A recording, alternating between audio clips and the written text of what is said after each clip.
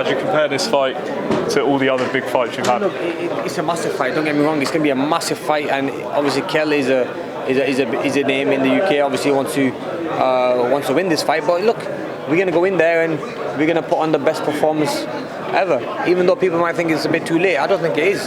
Look, one of the pound for pound best fighters in the world is 35. You know, I'm 34, turning 35 in a couple of weeks, and look, I'm in the best shape I've ever been. I feel strong, I feel lean. I don't think I've ever gone into training camp in shape. So I'm already, caught up and been training for the last couple of months. While COVID happened, I was in the gym, keeping busy. So yeah, I'm ready. What do you think of Kell as a person? Is there genuine bad blood now? Yeah, genuine there's bad blood there. Genuinely, we don't like each other, and I think he's very disrespectful, and he's very, I think it's more just the jealousy he's had all the time. He's a very jealous person, and what I've done in my career, he's been envy of that, and it is one of them things you just have to. You want to punch him in the face, and that's what I'm going to do come Saturday night on Feb 19th. What do you think the winner should fight Conor then? Yeah, I mean, Conor's a great fighter, don't get me wrong, but it just depends the route we're going to be taking. But Conor, yeah, I mean, that could be a fight in the future for sure, definitely. Conor is a great champion, great fighter as well. It could be someone that we look at as well.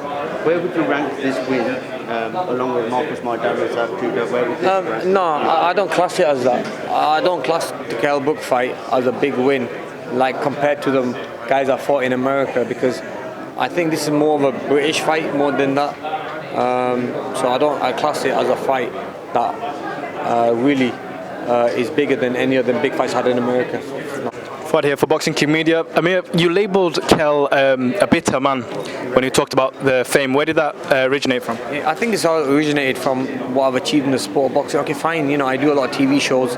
I've done a lot of things outside of boxing, but that's only because of what I've achieved in the sport of boxing.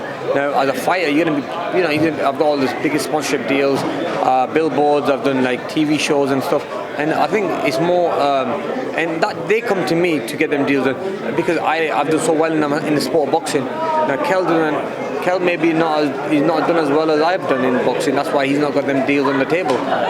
So yeah, I mean, I think that's why he's bitter that he's not that person that he wants to be, or wants to be in my shoes, and obviously he can't be.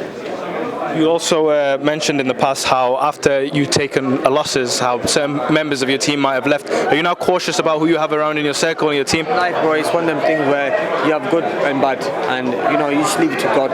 And I've had many trainers, different trainers, and I've also had different team members part of it. But I think this is a team I like. I've got a good team around me, and I'm very happy this way. Last question from me, Terence Crawford's camp. It's a bit of a bond there now. It's a good place to be. Bowman. What inspired that camp? Why pick them? I think what inspired me is that I've known Bomac a long time. I've even been speaking to Crawford a long time as well. Before my fight, we've been following each other for a very long time. And I remember when he came over to me at the MGM Arena for a picture one time. And I was like, I mean, he's now one of the best pound for pound fighters in the world. Such a humble guy, a great fighter, and so much you can learn from him.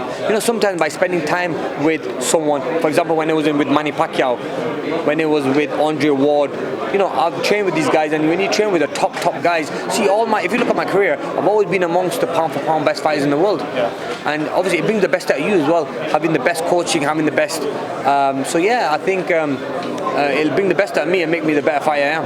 Is there a little bit of needle when you're sparring? Is there that little? I mean, it might be a little bit. Yeah, little back and forth. You know what I mean? But I mean, to be honest with you, look, sparring is about learning, but I will try to put it on him. Yeah, talk about the sparring, Amir. What happened in that sparring session between you and Brook? Brook had no chance. I mean, I remember the coach telling me to use only one hand. You have to take it easy on him. I mean, and he was never ever. I mean, he says he was.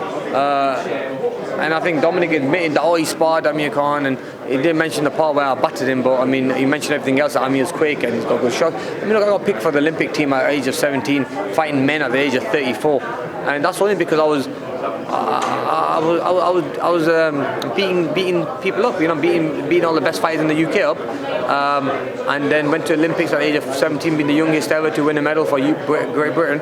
I mean, but Kell's always been very bitter that he didn't do what I've done. He wants to always be in my shoes. Even if he did get picked for any qualifiers, I don't think he would have qualified. I don't think he would have got far. So he's always had that bitterness in him. So you think he's jealous of you though? 100%. That's 100%. You said it there, yeah. I think so. And and also then with the TV deals that we get all the biggest TV deals, like do the TV show. He doesn't like that, Obviously, you two came head to head, and there's a bit of shoving. What was said on that head to head? I mean, it didn't make sense what he was saying. He was just, I think more than anything, I think he's happy that he's getting the payday, and he's just taking the fight, and then he's got the fight. More than anything, I think so. I just left it to him. I mean, I didn't really want to argue or say something to him too much, Right, and obviously you're training with Terence Crawford. What do you make of the Crawford-Porter fight? Crawford is a beast. I mean, one of the best fighters in the world. Honestly, I've shared the ring with the guy, but the way his timing, position, and power that he's took up with him, and speed. And look, there's no one beating him. He is one guy who will go many weight categories and beat a lot of people. One of the best fighters I've seen, and to be amongst him in the camp and have the same training and to be the same way and training and sparring with him would be one of the best things ever. And the last one from me, what do you make of Teofimo Lopez losing all these bouts on the weekend? Teofimo is a great champion, but I just feel that, look, he'll come back. Look, you always have these days in boxing where you have he suffered a bad cut which may have took his performance down a little bit, but and took his eye off the game and off the game plan. But look, Teofimo is a brilliant champion, and I think he still has it in him to win them titles back. It was a close fight, but it's one of them things, it's a little bump in the road. What he needs to just forget about it and move forward and work hard to beat this guy. And do you have a message?